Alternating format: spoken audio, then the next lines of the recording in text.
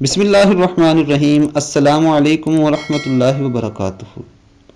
رسول اللہ صلی اللہ علیہ وآلہ وسلم نے ارشاد فرمایا، قبر روزانہ پکار کر کہتی ہے، میں تنہائی کا گھر ہوں، میں مٹی کا گھر ہوں، میں کیڑے مکوڑوں کا گھر ہوں۔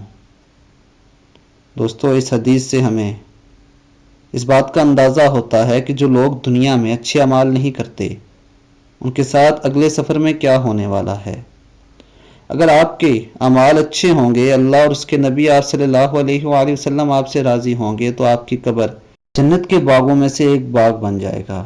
اور اگر اس کا الٹ ہوا، اللہ اور اس کے نبی آپ سے ناراض ہوئے، تو یہی جنت مٹی کا گھر بن جائے گا اور کیڑے مکوڑوں کا گھر ہوگا۔ اور کسی شاعر نے کیا خوب کہا تھا، یہ جگہ جی لگانے کی دنیا نہیں ہے، یہ عبرت کی جا ہے، تماشا نہیں ہے۔ ملے خاک میں اہل شاں کیسے کیسے، مٹے نامیوں کے نشاں کیسے کیسے۔ اللہ تعالی ہمیں نبی اکرم صلی اللہ علیہ وآلہ وسلم کے فرمان پر عمل کرنے کی توفیق عطا فرمائے۔